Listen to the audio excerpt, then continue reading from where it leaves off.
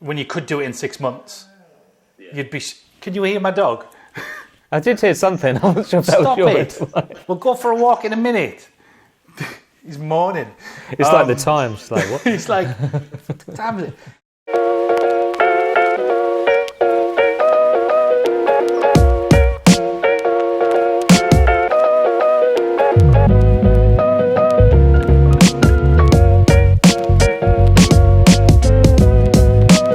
Hi, welcome to Meet the Makers, a video series where I put questions to creators from around the world about their videography and photography businesses, mainly in the wedding industry.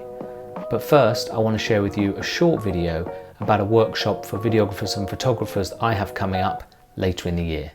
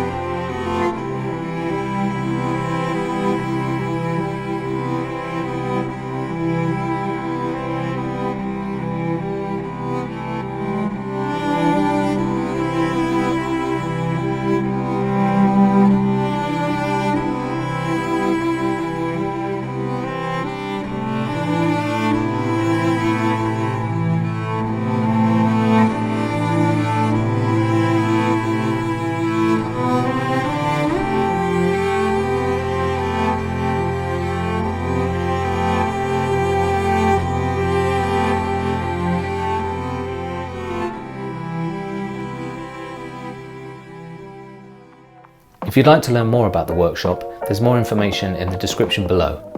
Today I'm going to be talking to Richard from RL Films, a UK-based international wedding videographer. Richard has a photographer's eye, his films are well composed, and he uses natural light artfully. He also has strong branding and a lot of business knowledge, so should have some great insight. Let's jump straight in with question 1.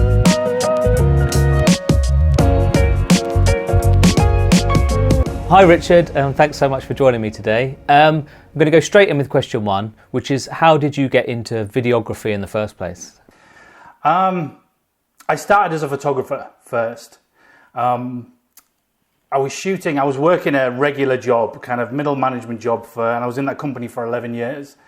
And then I got to a point where I just really needed to do something creative because I'd always done something creative in the past. I studied graphic design, and in the kind of early mid-90s, it was very much editorial, and that was where there was a huge spike of breaking the rules in terms of typography and editorial spreads.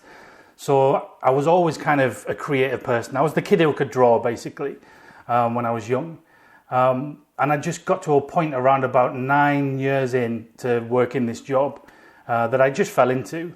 I started going out and shooting with old film cameras at the beach mainly, and I just found myself, any spare time I had, I'd be at the beach, usually sunrise, and that's when a lot of surfers would be there. And the northeast is a really good surf scene, and I'd just take portraits of surfers with my old film camera, and then I bought a digital camera, and luckily there was a bit of a restructure within the business I was working in, so that enabled me to have voluntary redundancy with this kind of dream of, using a camera to earn money. I had no idea how it worked or how I would run a business. I just thought, I could do it.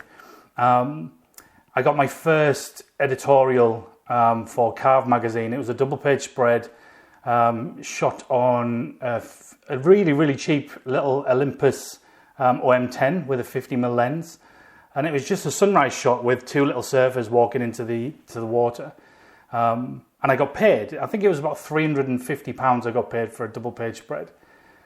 And then that was it. I thought, right, I've made it. I'm making bank. It's like, this is going to be brilliant.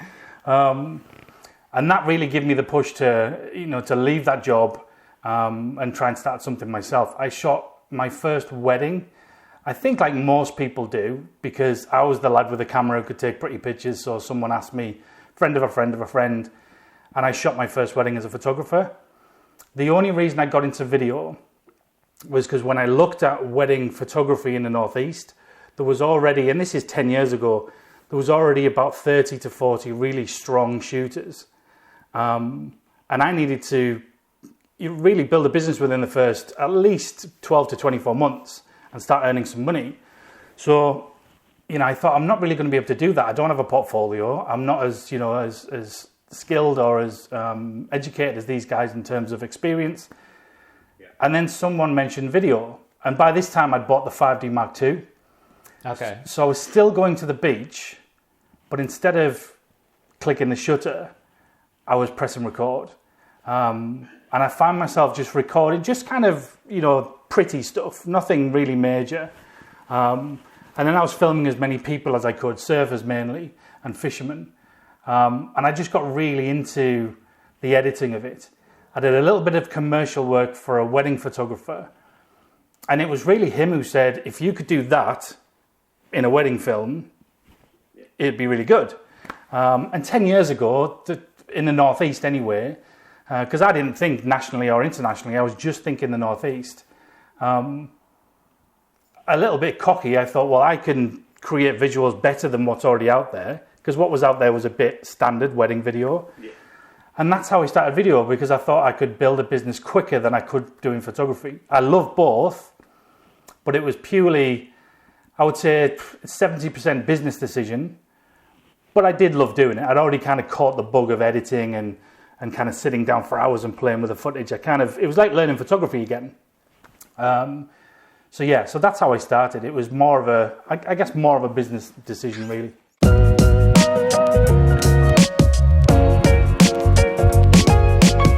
Well, that's great. So, I mean, obviously you'd seen there was an in with weddings and things like that. At what point did you see this as a legitimate business? You were going to film weddings as a job? I think the first 3, I was always told by a lot of the guys who I knew, mainly photographers, that it takes 3 years.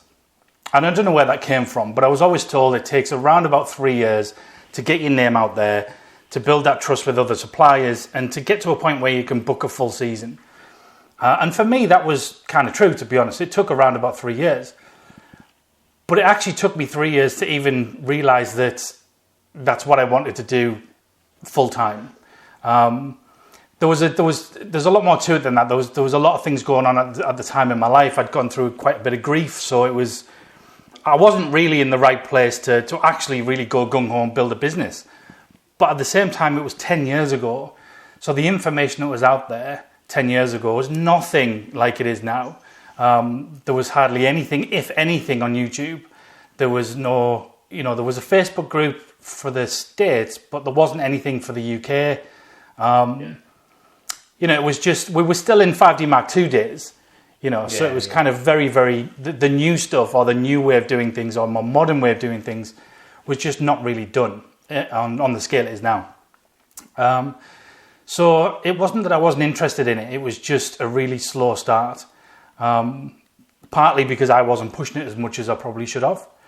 And then I got to a point where I'd shot a couple of really nice weddings on that third year. And I'd got the pricing up to where at the time where I wanted it to be. And I just realized I'm either going to have to go for it and really, really make this a legit thing that I'm going to do and put everything into it. Or I'm going to end up just dabbling and fading away and end up getting another job in an office and, being a manager in an office again, which I dislike doing. That's why I left. So it probably took about 3 years for me.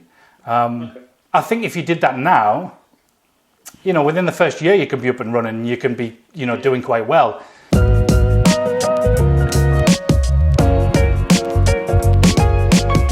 So obviously you've been doing this for a little while now. How would you describe your style if someone was going to ask you to describe it? And when do you think you settled on that and how you settled on that? I would say it's very still. I very rarely move the camera. I'm not an editor. I absolutely put my hand up to that. I enjoy doing it for the most part, but I'm not a technical editor. So I'm a big fan of films in general where you can't see the editing. And you just get a little bit more involved in the story and the editing becomes invisible. Now, I know there's obviously the opposite to that where, the editing's very heavy and they want you to notice the editor's hand. So there's two different ways of making films, not just wedding films, but any film. But for me, I would say just very simple, very clean. I often get, framing and light is my go-to thing. It's what I love. I prefer a more calm image that has a beautiful frame to it with some really nice light. I would all day long choose that over a beautiful gimbal shot. I can appreciate that stuff. It's just, I can see the cameraman at work when I see that stuff.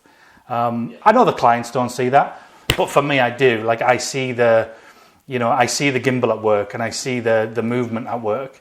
And I'm just more comfortable being completely still. But that comes from film photography. That comes from just being really working slowly. Because when you shoot in medium format, you're burning through a lot of money if you're not careful. 12 shots on a roll on a 645, especially nowadays, it's quite expensive for film. Developing's expensive, it always has been. So if you send 10 rolls off and you get 4 shots that you can use, it's not that good. It's not that good. So I just learned from then to just slow down, meter well, and get as many shots at least exposed the way I want exposed. The reality is when I'm shooting video, I'm just shooting it like I would shoot it in stills. I'm just pressing record and I'm just waiting 10 seconds, There's very, very little difference. I shot a wedding as a photographer in November and there was literally no difference, like I could have been pressing record. Right or wrong, that's just kind of how I approach it. So I just like a calm film, something very kind of easy to watch and hopefully elegant, and that's it. No, I think that's interesting. I think I probably have a similar approach, but I probably went through a period early on of having more equipment and slowly getting rid of it. Do you think you were always like going the way you are now, or was there a period where you were a little bit different? Or? So the only difference for me, I've always been very minimal. Okay. And the reason I've done that is not out of a choice. I did that because I couldn't afford any kit. That's it. So because when I left that, that 9-to-5 job, I had a certain amount of money I left with. Yeah. And that's all I had, and it was an okay amount to start a business. So but that's all I had. When that runs out, it was run out and I would have to get a job again, and I didn't want to do that.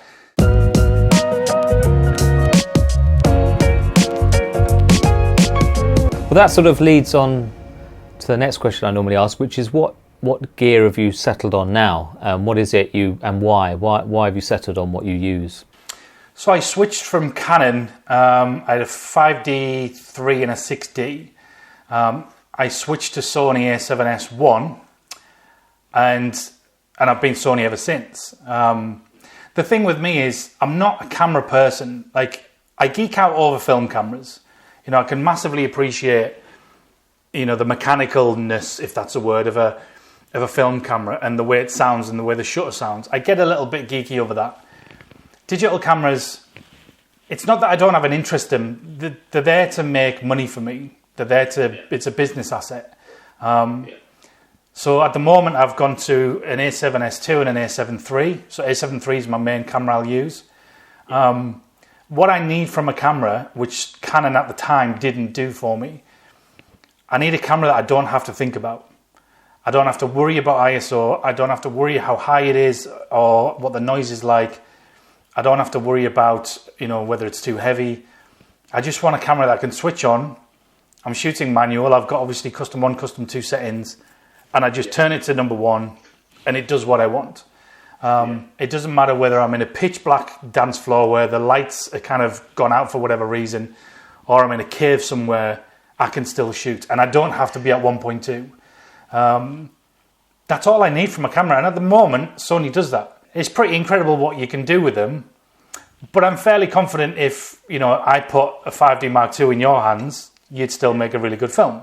Yeah, I think what I appreciate maybe from the days that I was shooting on a proper video camera that was 4x3 and all that is just the moment you went over to SLRs and you could put a proper, you could change the lenses even, and you could do depth of field. All of that is just what changed it for me. Everything else is like incremental, but that was the moment when it felt like you could properly film something, Nothing else since then has blown me away like that did, the 5D Mark II, Yeah, I've not used video cameras as such.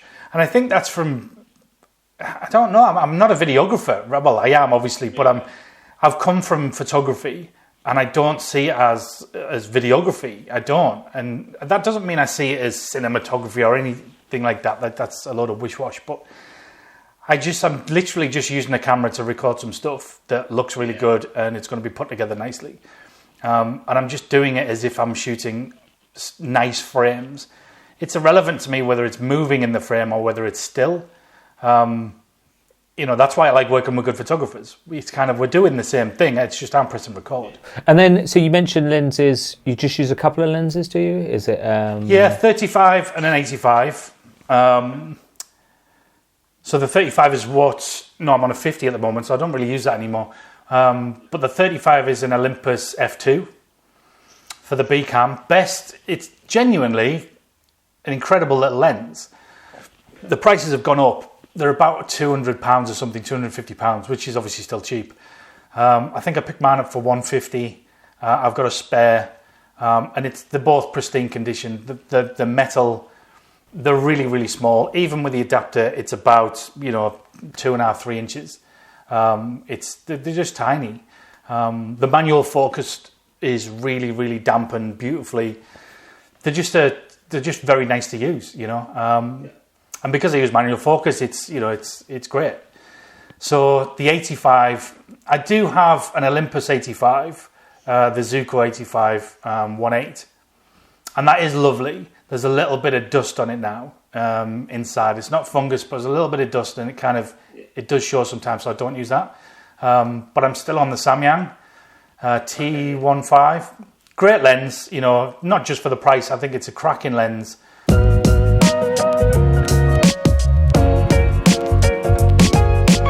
I'm going to ask you what software you use. I think you said Final Cut 10, but obviously you can talk a little bit about that and why you use that, but also if there's anything else you use software-wise, or if you use Film Convert or anything like that, what are your choices in the edit basically? I use Final Cut end to end. I grade in Final Cut. Again, very similar to my thought process behind what camera I use. I just need a system that just works and it's simple. I already mentioned, my editing style is very, very simple. So if you watch any of my work, it's just cut, clean. It's very rarely anything else going on other than a straight cut. It's Final Cut for me. I mean, obviously you can do way, way, way more than that. It's a professional tool, but it's all I really need. I get that some people dive into DaVinci and they'll color grade in something else, but I'll be honest, it's not something I've dabbled and I've seen if it would work for me, and it's not that it doesn't work. It's just it messes up a bit of workflow for me. Color wise, I've just got to a point where, and I got to a point years ago now where my grading is pretty much just one click. I've just made my own LUT that just really works with my profile of the camera. It gives me the tones I want. It gives me the warmth that I want in the image. So I'm pretty much, when I finish an entire film, I select everything, double click on the LUT, and it drops it on. Yeah, I've got to go in, I've got to just tweak bits here and there. Very, very rarely though, to be honest. You'll know yourself, anything to do with colouring or presets, it's not the preset that's the main thing, it's your exposure that's the main thing. So it's what happens when people buy presets and they kind of think, well, my work doesn't look like that dude's work. And it's like, well, yeah, because you're not shooting like that dude. I don't shoot underexposed. I'm just exposing for the highlights minus a stop. So, but I'm usually trying to place the subject in in light that's quite strong, so the background naturally will fall off because of the whole exposure triangle. That's, naturally the background will just fall away. So, which is a weird one, because when people think my work might look dark, it actually doesn't. It's exposed properly. It's just where I'm placing that person in front of the light.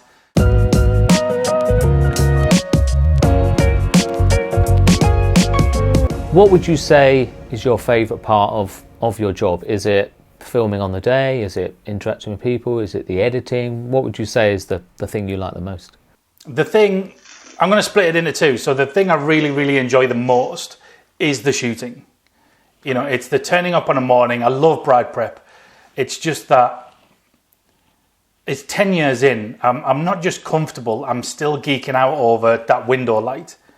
I'm still thankful when a makeup artist has the bride just off center to a window and not in a corner with one of those lamps. Those circles. Yeah. One of those ring lights. Yeah, ring lights that they're stood in front of anyways. I'm really grateful for that. 10 years on, I'm really grateful for that still. And I just like working with people who not only understand, especially photographers, not only understand light and the room and etiquette on a wedding day. I just really like shooting it, but I massively like shooting it with people I love to shoot with. So it's kind of that collaboration on the day for me is it makes it not a job, and it's never felt like a job for me. But when you work with someone who you really enjoy working with, who really gets it in the same way you get it, it's massively fun. The second part of it is, I love that and this is for anyone shooting, I love that we as people who work in this industry can build a business that gives us hopefully a very good balance between having an income that we enjoy, and let's face it, no one's going to get rich doing this, but we can be comfortable, and we don't have to feel like that Monday morning we've got to go to work.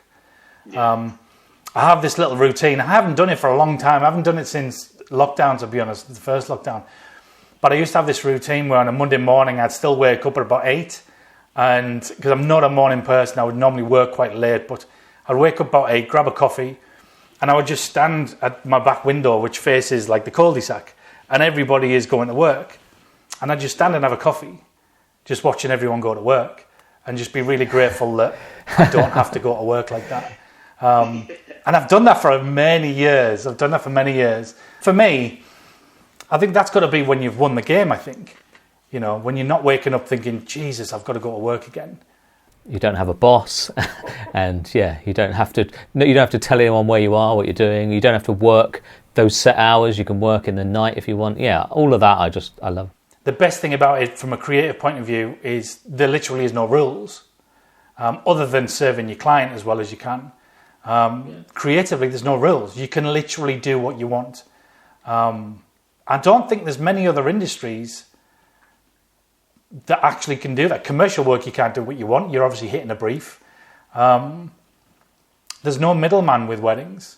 It's just you and the client. It's B2C. So you literally set up your brand however you want, and you can shoot however you want, and there will be a niche for it. I don't think there's anything like that.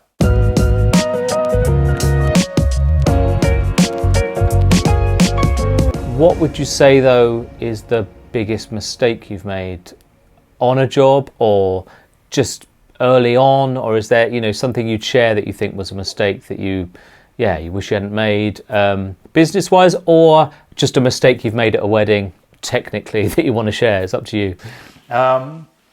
The worst thing I've done, a long time ago, I had the address of the church, so I Google mapped it. It was all fine, but there was 2 churches within 4 miles called the same thing.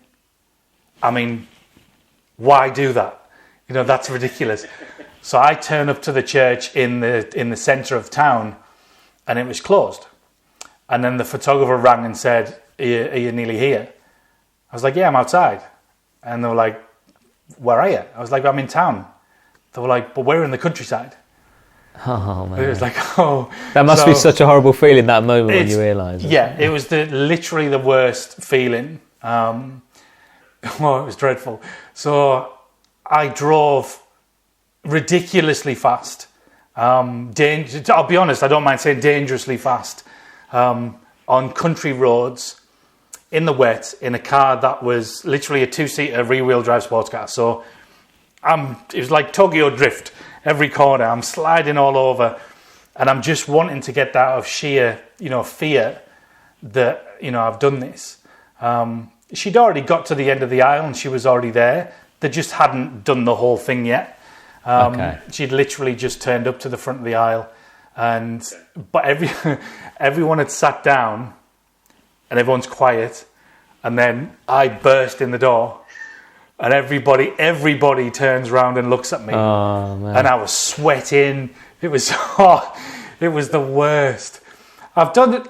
I say that I've only done that once. I haven't missed a ceremony again, but I've done a few things. I was shooting a wedding in Paris for somebody else. Actually, it wasn't for me. I was shooting for them, and it was an incredible church in the center of Paris, and they laid out all these beautiful candles in little glass kind of tea lights all over the floor. And it was incredible. The church was beautiful. Everyone was in black tie. It was super elegant. And I filmed her getting out of the car. I walked back into the church and kind of got into position, but I was walking backwards, and I just walked right through all of the candles, smashed all like a good 5 or 6 glasses, and there was wax all over my shoes, but all over this church floor. And I'm pretty sure this church was, like the floor was not a cheap floor, let's say. But again, it was just before she walked down the aisle, so everybody's quiet, and everyone turned around to me, and the groom was a squash player, like some champion squash player. And all his friends, it was very, a lot of kind of Eton boys, lovely guys. But one of them just turned to me and went, "You knobhead."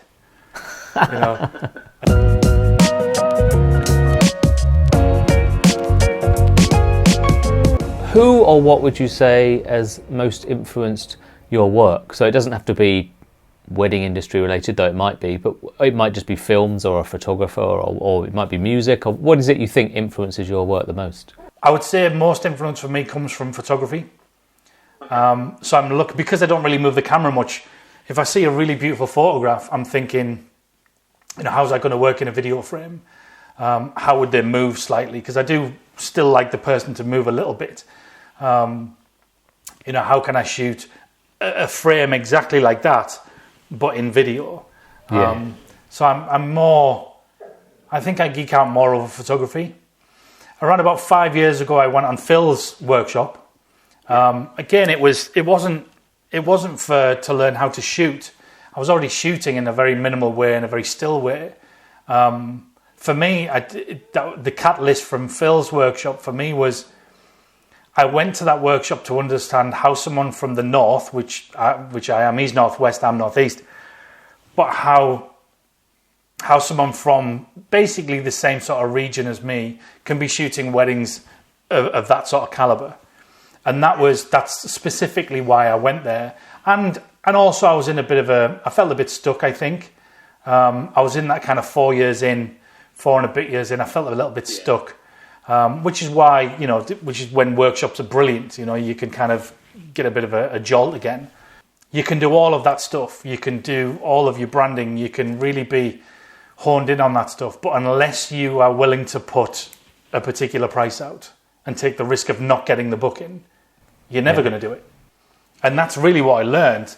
I kind of learned just to kick myself in the ass and do it. And set myself up to be able to do that. So that was certainly influential from it's doable point of view. Yeah. It doesn't really matter how you shoot. It doesn't matter how you brand. It doesn't matter, it doesn't matter you can refine all that, all day long. But unless you're willing to actually make the leap and start to, put yourself out there, and have a model set up so you can actually do that. There's no point putting those prices out if you can't pay the mortgages next month. You kind of need to be set up to be able to do that. It's a risk thing. So from there, I just started taking more risks. And that was the catalyst for me to actually do it. But like for anyone listening, don't ever think that, you know, if you're looking at, you know, Joe Bloggs, who's like, you know, the name at the moment, don't think they're not shooting local weddings on a Thursday in December, because they probably are. You know, okay, there's probably some that aren't, but most people do.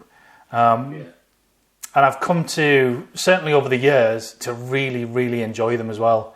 You know, a wedding that's 20 minutes from where I live on a Thursday with a 12 o'clock start is beautiful. I love it.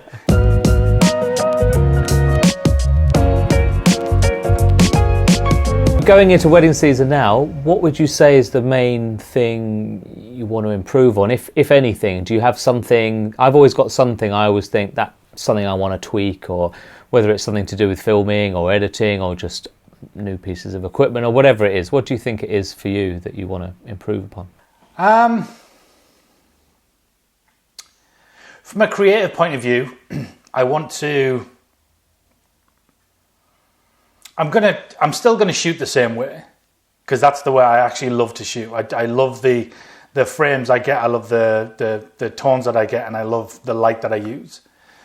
I want to be more. I think I want to be more hands off, and I'm about as hands off as you get. I'll be honest. Okay. But I'd like to do some weddings where I'm literally 100% invisible. And why is that? What are you thinking? I just want it to be completely nothing that can even remotely look like it's been posed. Okay. Yeah. You know, not that. Don't get me wrong. I love like I said, I love a portrait session, and I love a really kind of still, moody kind of bride portrait. I love that. I love doing that. But I want to do some weddings. I've actually got one at the end of the year in Spain where the client's basically saying, we're not doing portraits with the photographer. Okay. And one of their questions was, you know, do you need to do that? I was like, no, I'll just film whatever's happening if that's the case. So I'm looking forward to just filming an event. I think what I want to do is strip away the polished stuff and just have just a wedding, you know, in all its mess. Kind of like a documentary approach with good framing and light, basically. Yeah.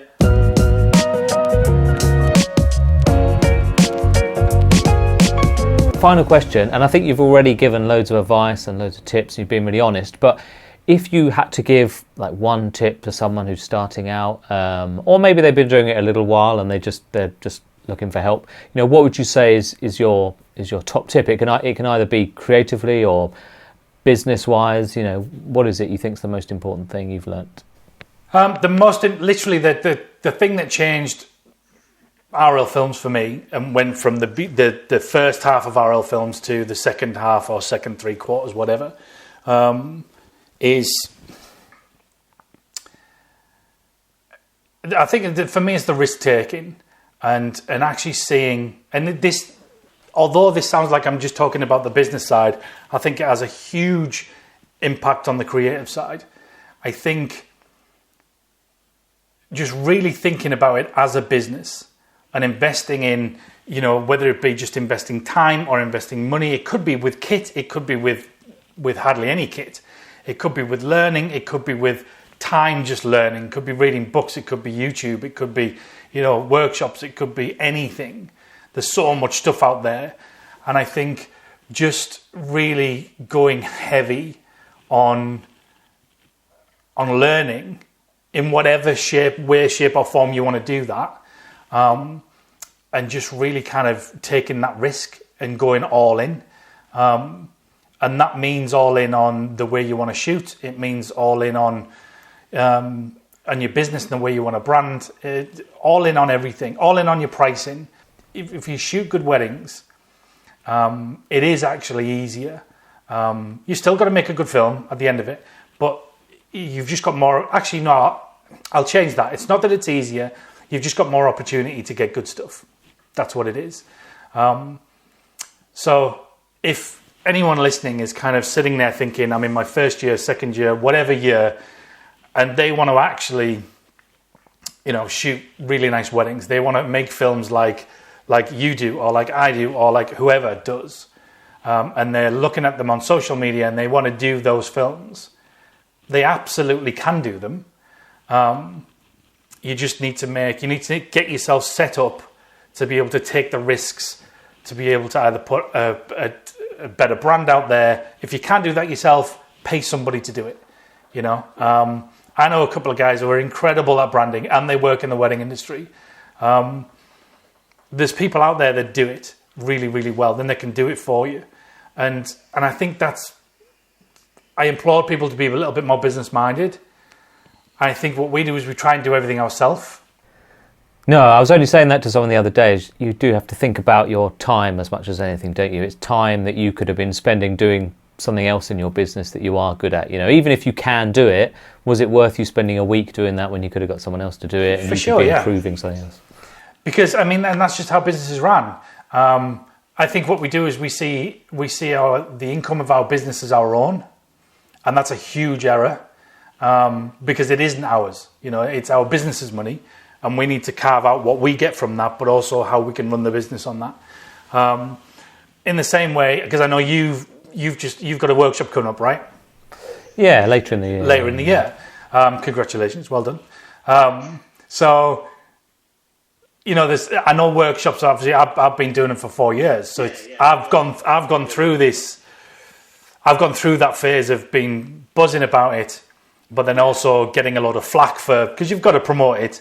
So you go through that, and sometimes you feel a bit crap because you kind of, you're one of those guys that does workshops.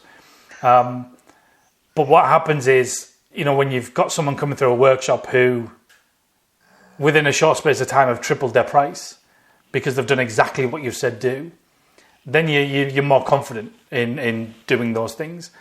But if you were going to spend 3 years learning this craft when you could do it in 6 months, you'd be. Can you hear my dog? I did hear something. I wasn't sure if that was yours. We'll go for a walk in a minute. He's moaning.